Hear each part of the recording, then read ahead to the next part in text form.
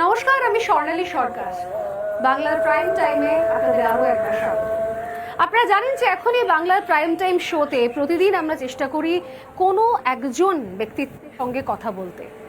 শুধুমাত্র রাজনীতি নয়, রাজনীতির বাইরেও আসলে পশ্চিমবঙ্গের এই বর্তমান প্রেক্ষাপটে দাঁড়িয়ে কি ছবি উঠে আসছে, কিভাবে তারা দেখছেন। কেউ অনেক দিন রাজনীতি থেকে দূরে, কেউ বা নতুন রাজনীতিতে পা রেখেছেন, কেউ অনেক দিন ধরে পশ্চিমবঙ্গের এই প্রেক্ষাপটটা দেখছেন, পরিবর্তন দেখেছেন, কেউ বা একেবারে হাতে খড়ি করেছেন, তারা নতুন স্বপ্ন দেখছেন এখনো।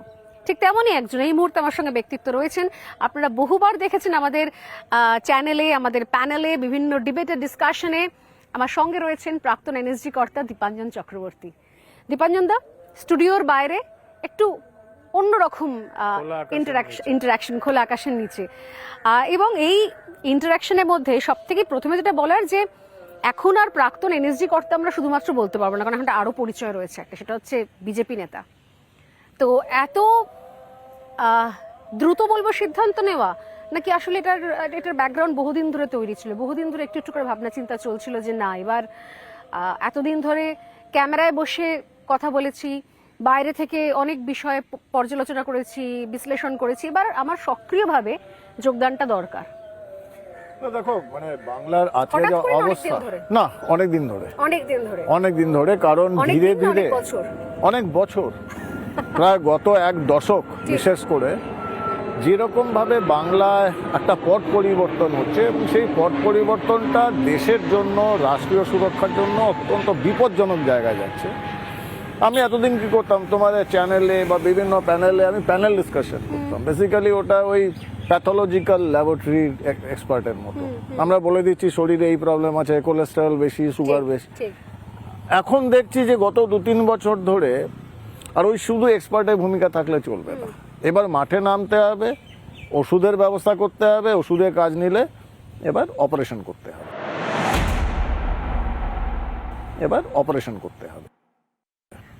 মাঠে নেওয়াটা কিন্তু বেশ চ্যালেঞ্জিং। মানে সব থেকে প্রথমে যেটা মাথায় আসছে তা হচ্ছে অ্যাক্টিভলি রাজনীতি করা মানে হচ্ছে কিন্তু প্রচুর রেসপন্সিবিলিটি। বিভিন্ন জায়গায় যাওয়া, মানুষের আসল ইস্যুটা ধরা। অনেকেই বলেন যে যারা বাইরে থেকে পলিটিক্স করছেন তারা নাকি বাংলার অলিগলি, মেঠোপথ, বাংলার মানুষের সমস্যা, দুঃখ, দুর্দশা এগুলো সম্পর্কে নাকি জানিনি না। তা দীপাঞ্জন চক্রবর্তী এই বিষয়ে কতখানি কনফিডেন্ট, মানে কতটা আত্মবিশ্বাসী? আমি একটা কথা বলতে পারি স্বর্ণালী, আমি সবার প্রতি সম্মান রেখেই বলছি, ইউসুফ পাঠানের থেকে বাংলাটা আমি ভালো বুঝি, মানেকা গুরুস্বামীর থেকে আমি ভালো বাংলাটা বুঝি, সাগরিকা ঘোষের থেকে বাংলাটা ভালো বুঝি। বাংলার কতগুলো জেলা, কতগুলো সাব ডিভিশন, প্রত্যেকটা ডিস্ট্রিক্ট হেডকোয়ার্টার আমি জানি। তো যারা এই প্রশ্নগুলো তুলবে তারা যদি ওই তোলামূল বা তৃণমূলের হয়, তাদের সঙ্গেও আমি কিন্তু বাংলা নিয়ে যে কোনো বিষয় নিয়ে কথা বলতে পারি। আমি বাংলার ছেলে, কর্মসূত্রে যে কাজটা করেছি আমি সারা জীবন রাষ্ট্রীয় সুরক্ষার জন্য, সে এনএসজি হোক, হোক, সেটা তো বাংলায় বসে করা যায় না, সেটা ভারতের পরিপ্রেক্ষিতে করতে হয়। সেই প্রেক্ষাপটটা থাকলেও বাংলার সঙ্গে আমার শিকড়ের যোগাযোগ রয়েছে। এইবার আমার মনে হয় কি, যারাই বাংলা থেকে উঠেছেন, আমি এই মুহূর্তে আমরা যখন এই ইন্টারাকশনটা করছি, কথোপকথন চলছে আমাদের, তখন আমাদের যে কানে ব্যাকগ্রাউন্ডটা আসছে, আমার মনে হয় যে এটাও তো আমাদের বাংলারই ছবি। দীপাঞ্জন, এটাও দেখে দেখে বড় হয়েছি আমরা। কিন্তু তখন এই যে এত বিদ্বেষের রাজনীতি ছিল না, এই কারণে, কারণ আলাদা করে বাড়তি কাউকে সুযোগ পাইয়ে দেওয়া বা বাড়তি কাউকে, কারো সেন্টিমেন্টকে আঘাত করা, সেই জায়গাটাও ছিল না। আমরা কিন্তু সুস্থ পরিবেশ দেখে দেখে বড় হয়েছি এবং সেটাই সেভাবেই চলতে অভ্যস্ত হয়েছি। হঠাৎ করে যেন সব বদলে গেল।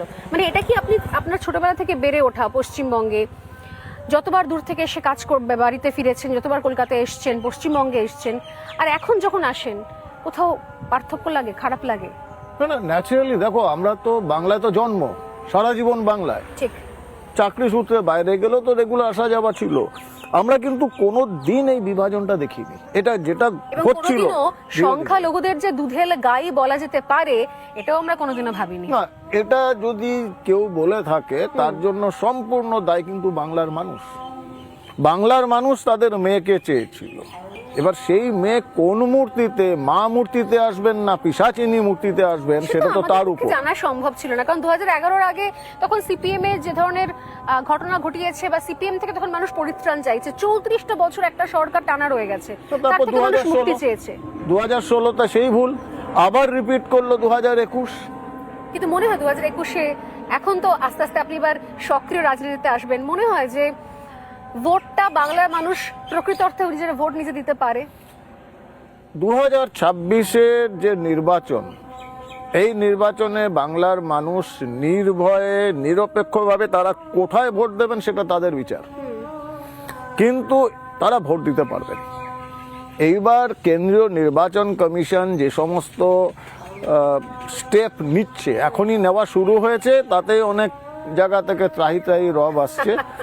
আমি আগেও বলেছিলাম, আবার বলছি, অন্তত 12খানা স্টেপ নেবে কেন্দ্রীয় নির্বাচন কমিশন, যেটা নিতে চলেছে অত্যন্ত সুচিন্তিতভাবে, সমস্ত যেটাকে আমরা বলি হোলিস্টিক অ্যাপ্রোচ, সেই অ্যাপ্রোচটা নিয়ে করবে, সার্বিকভাবে করবে। তার মধ্যে গোটাচারি এখন অব্দি প্রকাশ্যে এসেছে, তাতেই এই অবস্থা। এরপর আরো ভয়ঙ্কর এখনো তো ট্রাম্প কার্ডগুলো দেখানোই হয়নি। আচ্ছা দিবানন্দ, এই যে আমরা তো সাধারণ মানুষ দেখেন যে আমরা পরিচয় করাচ্ছি প্রাক্তন এনএসজি কর্তা বলে, কিন্তু এই প্রাক্তন এনএসজি কর্তা, এনএসজি জার্নি, তার আগের জার্নি, তার সঙ্গের জার্নি, এই জার্নিটা কেমন ছিল? না দেখো, মানে এটা তো ঘটনা যে আমি 88-89 সালে ফোর্সে জয়েন করেছি, এনএসজি তৈরি হয়েছে 85 সালে। পড়াশোনা এখানেই বড় হয়েছে? হ্যাঁ, আমার বাড়ি কল্যাণী, আমার স্কুল কলেজ সব কল্যাণী, সব কল্যাণীতে। এবং প্রতি সাধারণ মধ্যবিত্ত ঘরের আমার এক্সপেরিমেন্টাল স্কুল ছিল, এবং তারপরে পান্নালাল স্কুল হায়ার সেকেন্ডারি পড়ি, তখন আমাদের এক্সপেরিমেন্টাল ক্লাস 10 অবধি ছিল, 11-12 পান্নালাল। তারপরে কাছড়াপাড়া কলেজে আমি বিকম অনার্স নিয়ে ভর্তি হই কল্যাণী ইউনিভার্সিটির আন্ডারে। এবং এবং এটা কিন্তু ঘটনা, আমি এটা বলি যে আমার একটা টার্গেট ছিল যে আমি ফোর্সে যাব। দ্রোণাচার্য একলব্যের ব্যাপার, তো আমি একজন দ্রোণাচার্যকে দেখেছিলাম, এবং সেটা 1976 সাল। হ্যাঁ, আমি বলছি এটা 1976 সাল। তখন ওই জরুরি অবস্থা, নকশাল পিরিয়ড, বাংলাদেশ সদ্য স্বাধীন, এই সমস্ত নিয়ে আমাদের নদিয়া জেলা, সীমান্তবর্তী জেলা, প্রচুর টেনশন। তখন খুব লোডশেডিং হতো। একদিন সন্ধ্যাবেলায় আমি, বাবা, মা, আমরা দাদা দিদি বসে আছি, অ্যাজ ইউজুয়াল লোডশেডিং। হঠাৎ একটা গাড়ি এসে ঢোকে, লাল লাইট লাগানো, এবং সঙ্গে আরো 2-3টে জিপ এসে বাড়ির সামনে দাঁড়ায়। আমরা হতচকিত, কি ব্যাপার। তখন অত রাতে লোকের বাড়িতে পুলিশ আসা মানে ধরেই নেওয়া, তাকে অ্যারেস্ট করে নিয়ে যাবে, কারণ এমার্জেন্সি। তো এখন পুলিশ অফিসার নামেন, প্রায় 6 ফিটের ওপর লম্বা, ইউনিফর্মে, ওই অন্ধকার রাত্রে শুধু লাল আলোটা ঘুরছে জিপে, সেটাই একটা খুব রহস্যজনক। এবং ওনার সঙ্গে 4-5 জন সিকিউরিটি। উনি যখন ঢুকে হেঁটে আসছেন আমাদের বাড়ি দিকে, আমি মন্ত্রমুগ্ধের মতো দেখছি। আমি জানি না উনি কেন আসছেন, আর যদি অ্যারেস্টই করেন আমার বাবাকে করবেন, আমরা তো খুবই ছোট। তখন কোন ক্লাস? আমি তখন ক্লাস 66-তে আমার জন্ম, এটা 75-76, মানে আমি হয়তো ক্লাস 2-3-তে পড়ি, 3 or 4। মানে তখন একটা ওই শিশু বলবো, তার কাছে একটা ইমেজ তৈরি হচ্ছে কোথাও যে একটা এরকম সুঠাম চেহারার একজন, ওই ইউনিফর্ম এবং গাড়িতে ওই লাল লাইট জ্বালানো। এবং উনি আসেন, এসে পরিচয় দেন যে আমার মামার বাড়ি উড়িষ্যায়। উনি আমার মামার ব্যাচমেট, আইপিএস, এবং ওয়েস্ট বেঙ্গলে উনি স্পেশাল পোস্টিং এ এসেছেন এমার্জেন্সির জন্য। তার ওইটা দেখে আমি ওই মুহূর্তে সিদ্ধান্ত নিই যে আমি জীবনে যদি কিছু করতে আমি ইউনিফর্ম, ওই মুহূর্তে সিদ্ধান্ত নিই যে আমি জীবনে যদি কিছু করতে আমি ইউনিফর্ম পরবো। মানে আমিও ইউনিফর্ম পরবো। ইউনিফর্ম পরা। আপনারা ক ভাই বোন? আমি সবার ছোট, আমার উপরে আমার দাদা, সে পুরোদস্তর একাডেমিশিয়ান, ও পিএইচডি করেছেন, ডক্টরেট করে।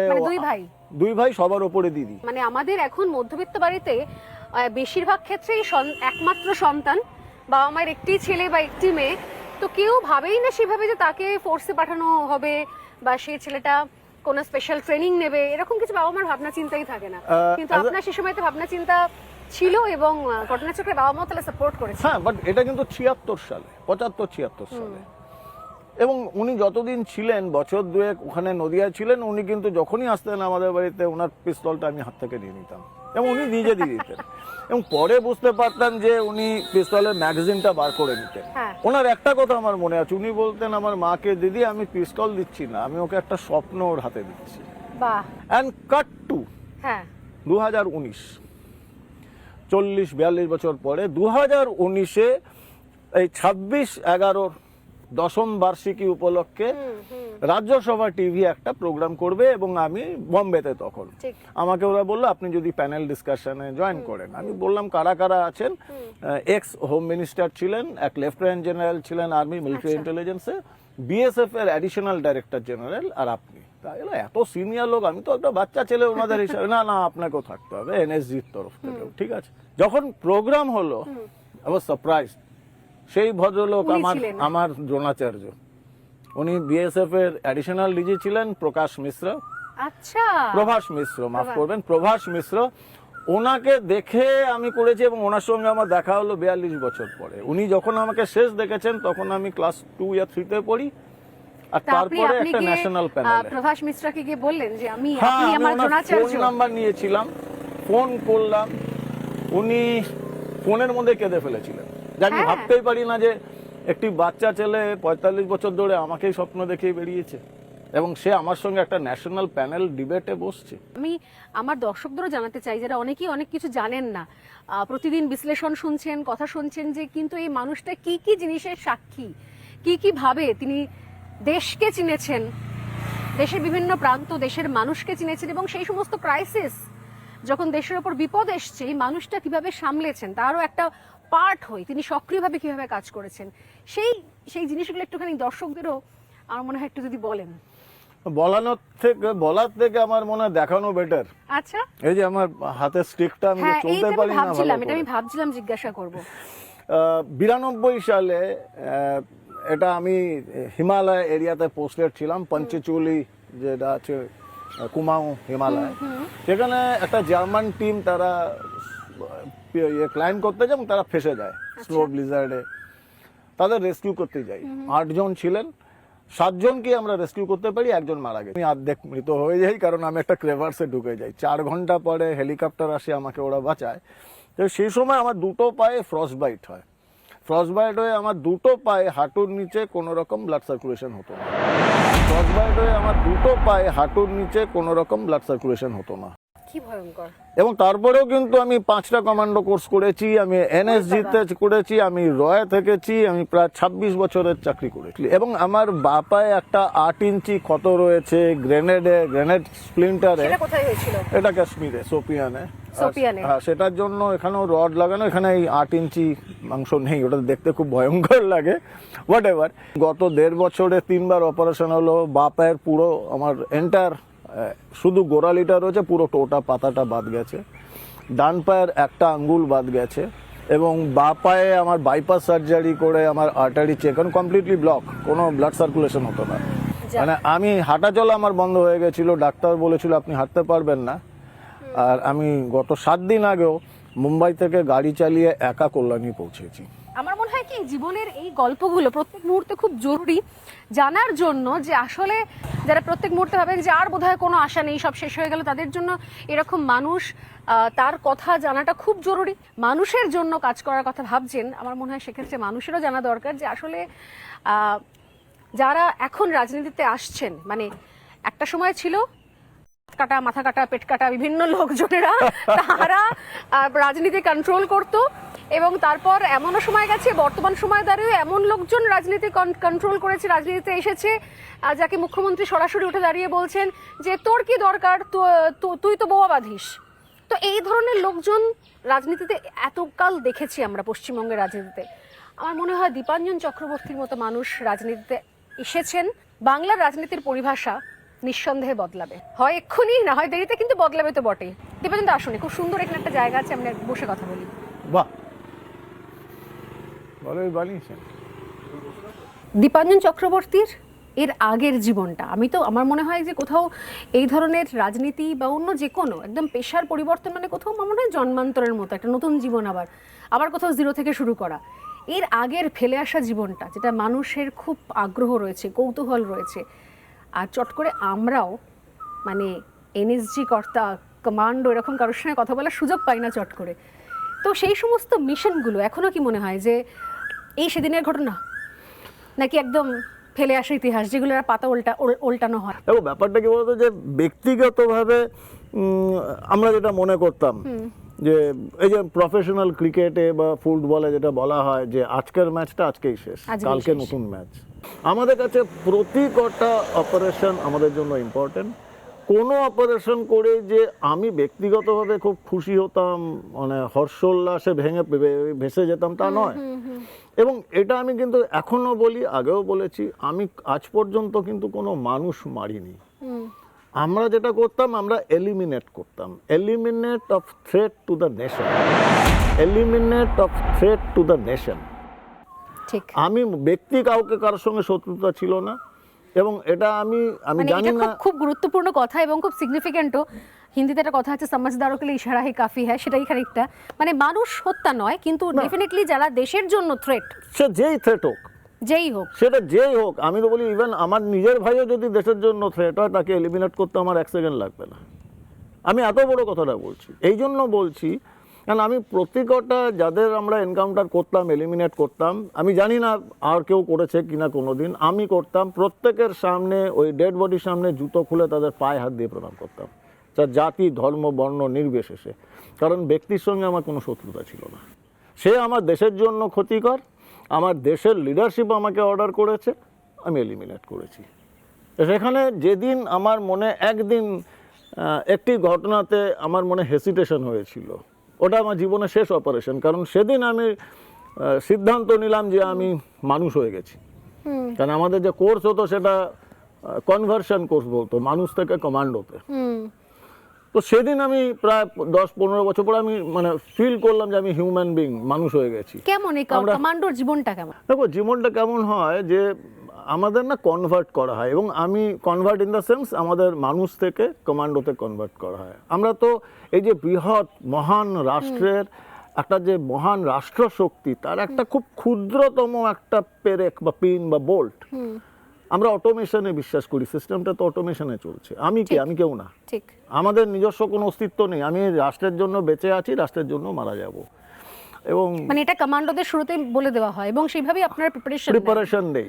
এবং ওই একবার শেষ অপারেশনে পাকিস্তানে পাক অকুপাইড কাশ্মীরে আমরা একটা কোভার্ট অপারেশন করতে গেছিলাম, যেখানে গভর্নমেন্টের কাছে, ইন্টেলিজেন্সের কাছে স্পেসিফিক ইনফরমেশন ছিল যে একটা বড় ফিদাইদের গ্রুপ তারা কাছাকাছি এসেছে বর্ডারের পাক অকুপাইড কাশ্মীরের মধ্যে, মুজাফফরাবাদের কাছে, এবং তারা কাশ্মীরে ঢুকে তারা প্রচণ্ড মানে ম্যাসাকার শুরু করবে কাশ্মীরের নির্বাচনের আগে। আচ্ছা, তখন ভারতবর্ষের আমরা যারা লৌহ মানব বলি, যে স্বরাষ্ট্রমন্ত্রী তথা উপপ্রধানমন্ত্রী ছিলেন, উনি ডিসিশনটা নেন যে আমরা ওপারে গিয়ে করব, ওদের ঘরে ঢুকে মারব।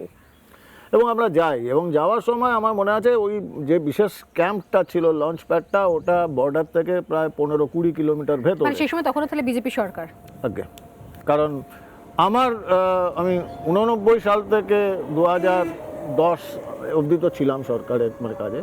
কংগ্রেস সরকারের আমলে আমরা টার্গেট সবই মানে কভার হয়েছে, কিন্তু আমার স্পেশালাইজেশন কিন্তু কনভেনশনাল ওয়ারফেয়ার নয়, আমার স্পেশালাইজেশন হচ্ছে জিহাদ, আন্ডারকভার মিশন, কোভার্ট অপারেশন। ওইখানে যখন আমরা অপারেশনটা করতে যাই, একটা জায়গা ছিল, পয়েন্ট ছিল, যেটা পাহাড়ের পাকদণ্ডি বেয়ে আমাদের নামতে হবে, আর 3 দিকে পাহাড়, মাঝখানে একটা বউলের মতো, সেখানে ওই ক্যাম্পরা ছিল, প্রায় 40-50 জন জিহাদি ছিল যারা ভারতে ঢুকবে।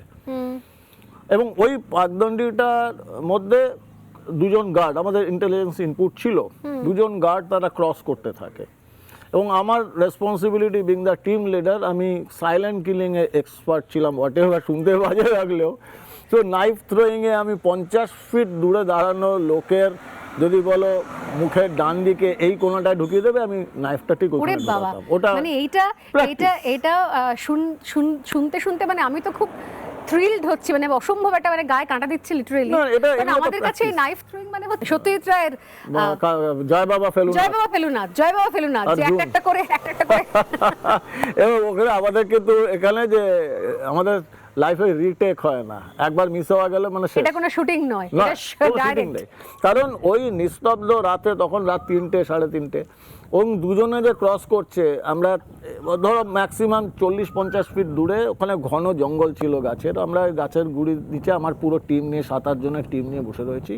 আমার সঙ্গে একদম ওদের ডাবল এজেন্ট ছিল, যে টেরোরিস্টও আবার আমাদের এজেন্টও। আচ্ছা, সেই রাস্তা দেখিয়ে নিয়ে এসেছিল। তো ওই দুজনের মধ্যে একটা ক্রস, ওদিক থেকে ছেলেটি এসে এখান থেকে আমার 30 ফিট দূর থেকে আবার ক্রস করে ওদিকে যাবে, আর ওদিকের লোকটাও ক্রস করে আসবে। ওদিকের লোকটা যে ক্রস করে আসবে মোটামুটি 100 ফিট যাওয়ার পর একটা পাহাড়ের টার্ন রয়েছে পাকদানি, সে দেখতে পায় না। সেটাও ক্যালকুলেশন ছিল যে সে ঘুরে আবার আমাদের ভিজিবিলিটির মধ্যে আসবে মোটামুটি 20 সেকেন্ড। তার মধ্যে আমাকে একে এলিমিনেট করতে হবে, রাস্তা থেকে সরাতে হবে। ওরে বাবা, কারণ কোনোভাবে যদি ওর ফাঁকা সন্দেহ সময় হয়, একদম। অ্যাবসলিউটলি আমাদের সেকেন্ড ওয়াইজ ছিল, এবং সেখানে ওই যে আগে যে পার্টনার সে যদি দেখে যে তার পার্টনার নেই, সন্দেহ হয়, সে যদি হুইসেল বাজায় বা একটা রাউন্ড ফায়ার করে, আমরা শেষ।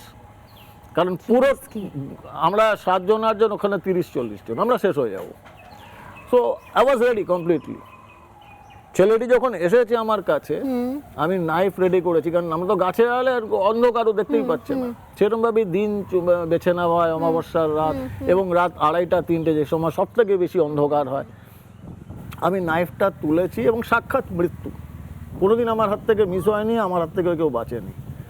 আমি নাইফটা তুলে মারতে যাব, ততক্ষণ ছেলেটা হয়তো 20 ফিট দূরে, এখান থেকে টার্ন করবে, ও টার্ন করলেই আমি মারবো পেছন থেকে। আমি নাইফটা তুলেছি, দেখছি খুব বেশি হলে ছেলেটা তো কাছে আসা পড়েছে, খুব বেশি হলে 18-19 বছর বয়স, হালকা হালকা দাড়ি, হাতে AK-47, এবং গুনগুন করে গান গাইছে। এবং সেই গানটা আমার অসম্ভব প্রিয় গান, মেহেদি হাসানের কভি মেরি মোহাব্বত কম না হোগি, লুটানে সে ইয়ে দৌলত কম না হোগি।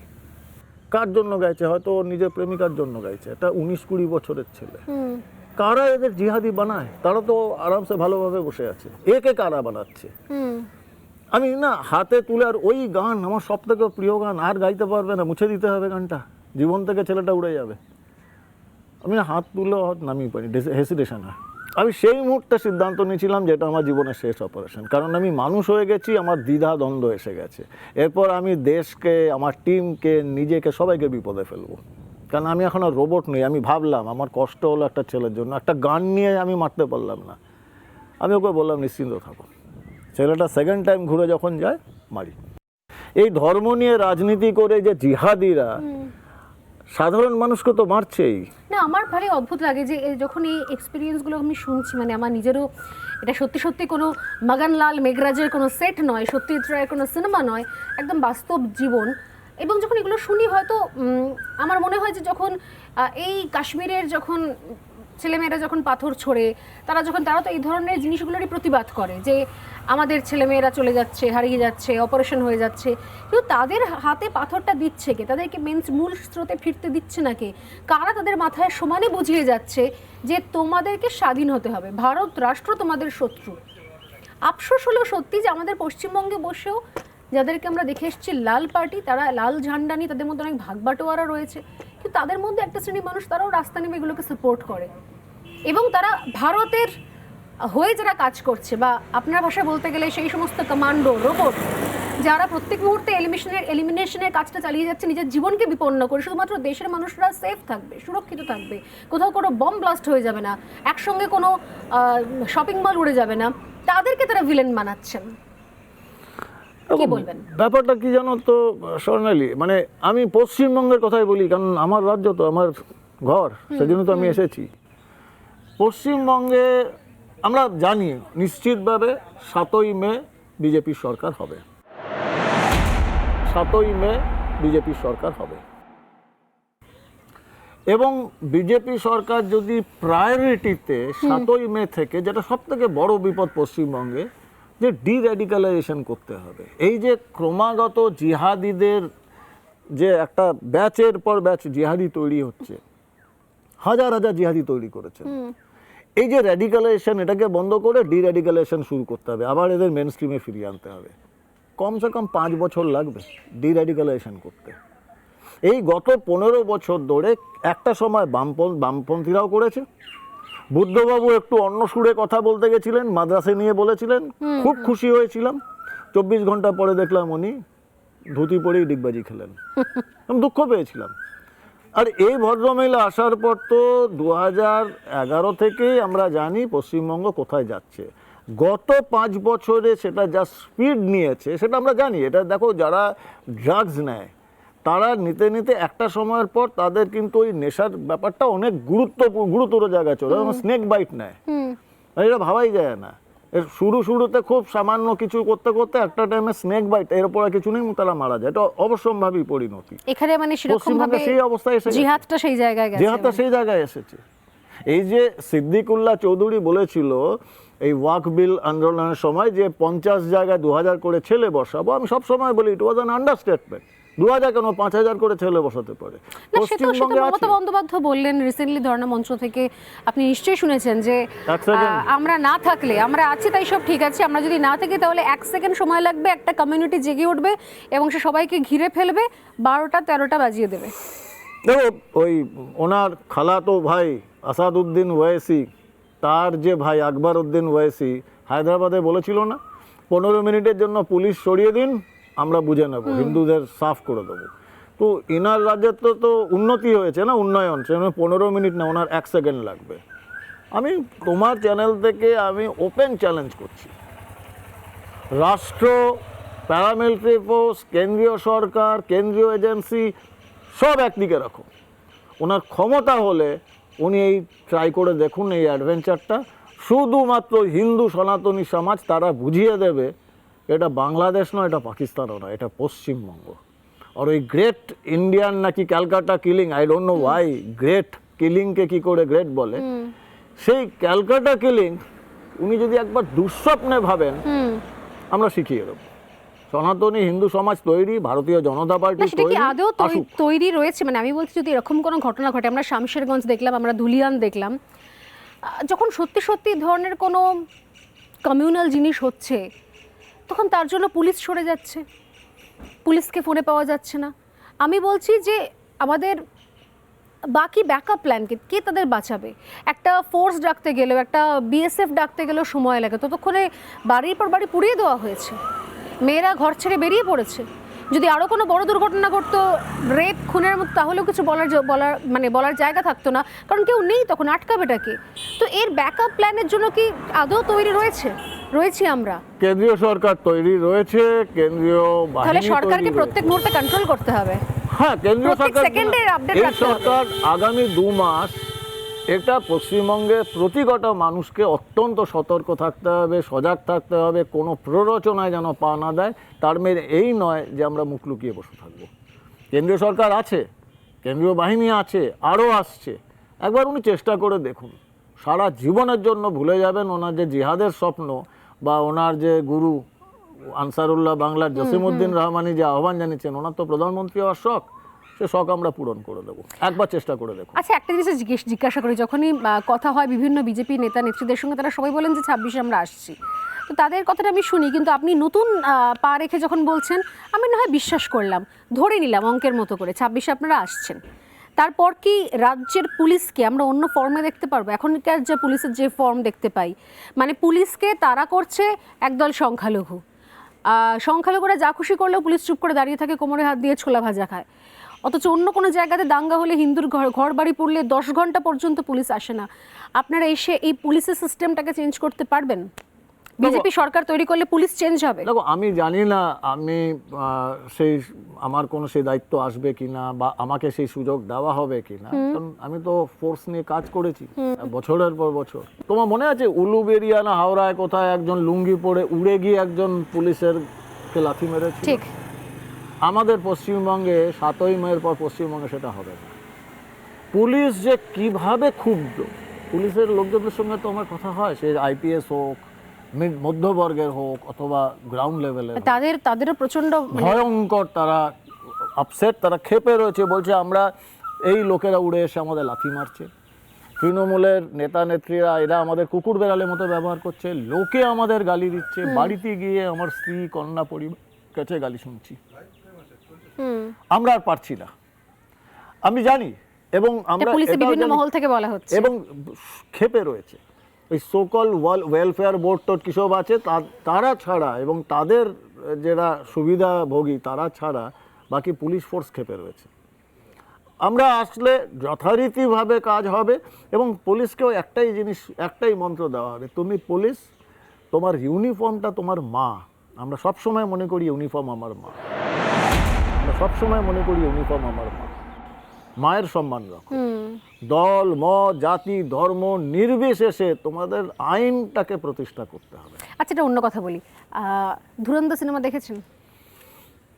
ধুরন্ধর দেখা হয়েছে সিনেমা? দেখেছি, কিন্তু আমি জানি না ভালো লাগবে কিনা কথা শুনতে। আমার খুব একটা ভালো লাগেনি, কারণ আমাদের জীবনটা অন্যরকম জীবন। সেই জীবনটাকে ওরমভাবে ফ্যান্টাসাইজ করা, কোথায় রোমান্স? না, আমি সেটা যাচ্ছি না। আমি বলছি যে ধুরন্ধর তো খুব আলোচিত এবং বিরোধীরা ভীষণ রকমভাবে এটাকে মনে করেছে যে আরেকটা কোথাও বিজেপির প্রপাগান্ডা। এমনকি পাকিস্তানে পর্যন্ত সব থেকে বেশি আলোচনা হয়েছে যে সিনেমা নিয়ে, সেটার নাম হচ্ছে ধুরন্ধর। আমার বক্তব্য, এটা কি সত্যি যে আমাদের শত্রু দেশ হোক বা অন্য যে ইন্টেলিজেন্স রিপোর্ট হোক, সেই ইন্টেলিজেন্স রিপোর্ট যখন শত্রু দেশ থেকে বা অন্য কোনো প্রান্ত থেকে আসে, সেই সময়তে ডিপেন্ড করে কি ট্রিটমেন্ট হবে সরকারে কে আছে তার উপর। মানে এখানে সব থেকে বেশি চর্চিত যে পার্টটা আমি বলি, যে 26/11 মতো ঘটনাটা যখন ঘটছে, তখন সিনেমাতে একটা প্লটে, যেটা কিনা সব থেকে বেশি চর্চিত আলোচিত বিতর্ক তৈরি করেছে, যে সিনেমার গল্পটা বলা হচ্ছে বাস্তব ঘটনা উপর মানে অবলম্বন করে তৈরি করা। তো সেখানে বলা হচ্ছে নাকি ভিন দেশে থাকা যেগুলো যারা মানে গোপন এজেন্টরা থাকেন, তারা প্রাণের ঝুঁকি নিয়ে সেই তথ্য পাঠানোর চেষ্টা করেন ভারতে দেশকে, কিন্তু দেশের কিছু তৎকালীন নেতা মন্ত্রী যারা ক্ষমতার মধ্যে রয়েছেন, তাদের উপর নির্ভর করে কি তারা সঙ্গে সঙ্গে অ্যাকশন নেবে না, তারা তার ঘাড়ে দায় ঠেলবে, বসে থাকবে, অ্যাকশন নেবে, তার উপর নির্ভর করে। সত্যি কি তাই? 26/11 খবর আরও আগে এসেছিল এবং এরকম আরও অনেক খবর ইন্টেলিজেন্স রিপোর্ট আসে, কিন্তু সেটা সেই সময়কার নেতা মন্ত্রীরা ডিসিশন নেওয়ার অভাবে সেটা ভয়ঙ্কর রকমভাবে আগে থেকে আটকানো যায় না। একটা উদাহরণ দিয়ে তারপর তোমার এই বিশ্লেষণে যাচ্ছি। আমার খুব প্রিয় সিনেমা, যখন আমার মনে হয় আমার মতো লোক একটু কাঁদবো, আমি সিনেমাটা দেখি। তো বিজয় আনন্দের 1962 যে হকিকত, ধর্মেন্দ্রদের, সে কর চলে হাম ফিদা জানে তন সাথী হো, কাঁদতাম। এবং শুনেছি মা বাবাদের মুখে যে তখন নাকি লোকে কাঁদতে কাঁদতে সিনেমা হল থেকে বেরোতো। আর আজকে ধুরন্ধর উড়ি হলে সিনেমা হলে ঘন ঘন ভারত মাতা কি জয় আর বন্দে মাতরম আওয়াজ ওঠে। এটাই হচ্ছে পার্থক্য। 26/11 পরে যখন সমস্ত arm forces, agencies, air force, army, navy, তারা যখন তখনকার প্রধানমন্ত্রী মনমোহন সিং বা প্রণব মুখার্জি এদের দ্বারস্থ হয়, বারবার বলা হয় আমরা জানি কোথায় কোথায় কি হচ্ছে, আমরা গুড়িয়ে দিই। এই অপারেশন সিঁদুর 2008-এ হতো। অপারেশন সিঁদুর 2008-এ হতো। তখন কি বলা হয়েছিল যে না না না, আপনারা ডসিয়ার বানান, প্রমাণ সংগ্রহ করুন, এবং সেই ডসিয়ার নিয়ে তৎকালীন ভারত সরকার ভিখারির মতো বিভিন্ন দেশে ঘুরে বেরিয়েছে। আর আজ নরেন্দ্র মোদীজি দিয়েছেন যোগ্য জবাব, যেটা বলেছেন যে ঘরে ঢুকে মারবো, মেরেছেন। তারপর এখান থেকে সাংসদদের পাঠিয়েছেন যে লোকদের বুঝিয়ে বলো। এটা বোঝানোর জন্য যে আমরা পাকিস্তানকে কি করেছি, এটা বোঝানোর জন্য যে আজকের ভারত অন্য ভারত, ভারতের সঙ্গে তোমরা ঝামেলা করবে, তোমাদের বাড়িতে ঢুকে মারবো। মানে যারা আন্ডার কভার এজেন্ট অন্যান্য জায়গায় কাজ করছে নিজের প্রাণের ঝুঁকি নিয়ে, তারা তার মানে অনেক খবরই আগে থেকে পাঠায়। তুমি একটা, আমি অন ক্যামেরা বলছি, মানে এটা তো মানে সত্যি মারাত্মক বিষয়। ভয়ঙ্কর ভাবে তুমি আপসেট হয়ে যাবে। রিসার্চ করে দেখো, আমি সত্যি কথা বলছি।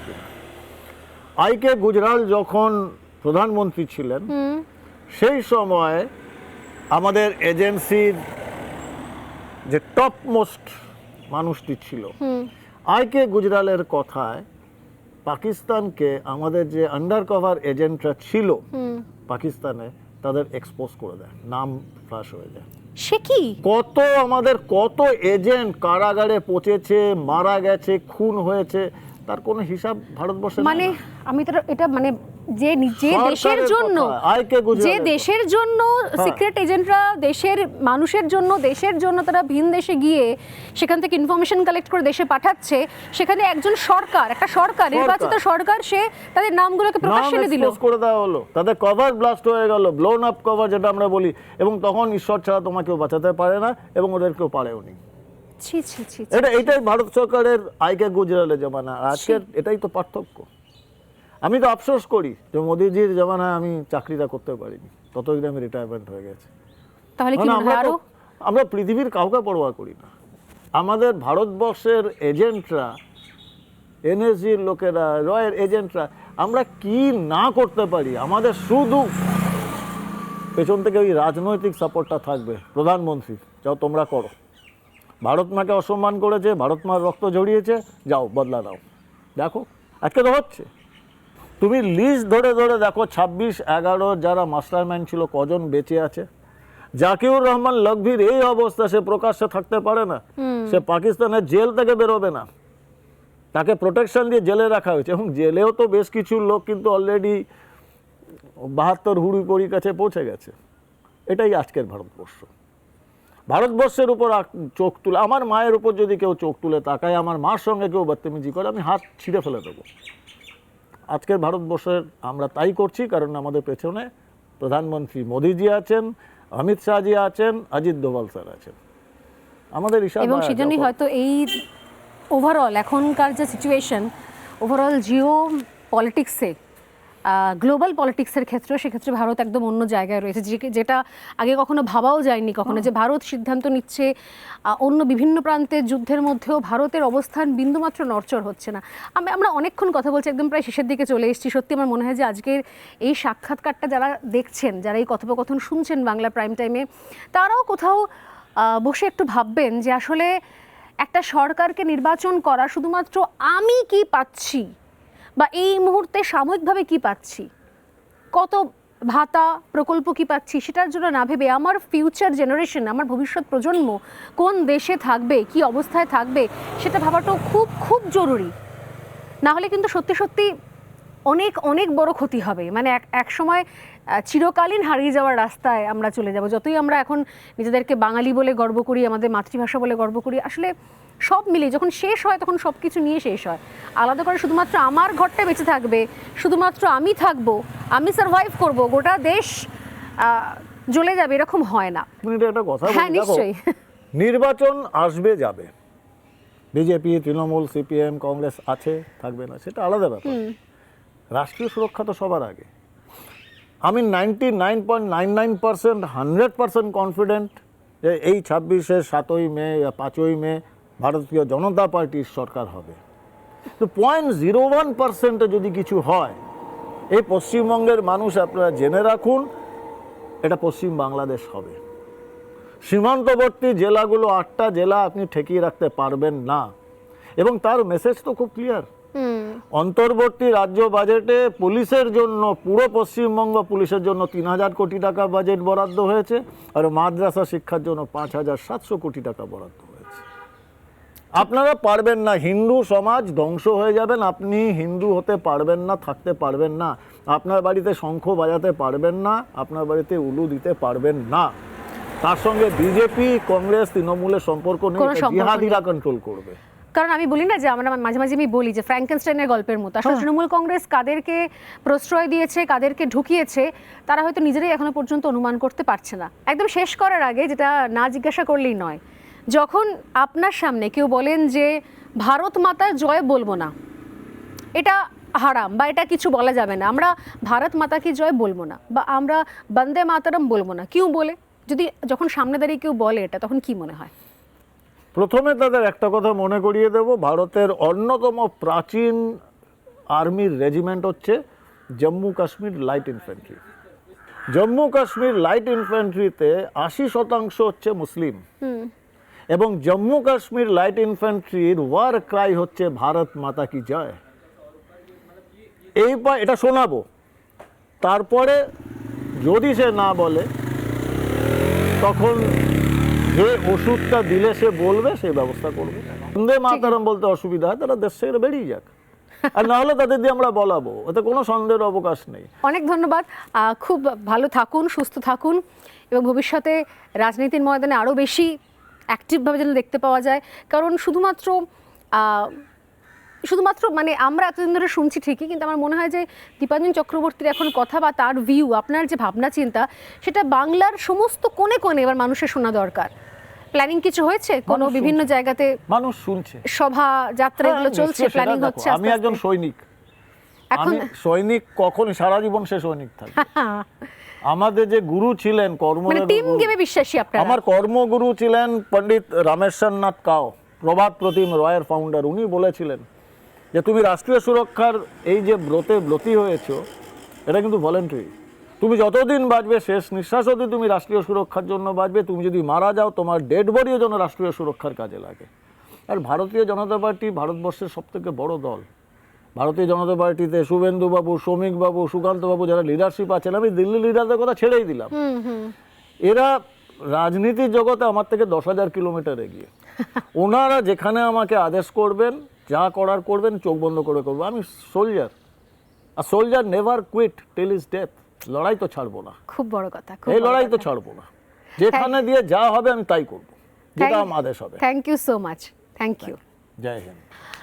একটা লম্বা অধ্যায় আজকের বাংলা প্রাইম টাইমে, যদিও লম্বা অধ্যায় নাকি নতুন অধ্যায় সেটা আপনারা বিচার করুন, কিন্তু নিঃসন্দেহে আমি যেটা আমরা শুরুতেই বলেছিলাম যে বাংলার রাজনীতি, পশ্চিমবঙ্গের রাজনীতি কেন শুধুমাত্র তাদের হাতে নিয়ন্ত্রিত হবে যাদের সঙ্গে সন্ত্রাস, গুন্ডামি, আর যাদের সঙ্গে কাটমানি, তোলাবাজি সব কিছুর গভীর নিবিড় সম্পর্ক আছে। তার বাইরের মানুষজনরা যারা অনেক স্বচ্ছতার সঙ্গে এই রাজনীতিকে দেখেন এবং বাংলার মানুষের জন্য কিছু ভাবনা চিন্তা করতে চান, তাদের জন্য কেন নয়। আজকের এপিসোডের পরে নিঃসন্দেহে আপনাদের মনে হবে যে না, সময় আসছে।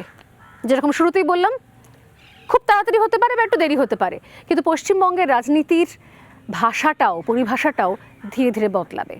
আজ এই পর্যন্তই, আবার দেখা হবে আগামীকাল অন্য কোনো ব্যক্তিত্বের সঙ্গে। নমস্কার।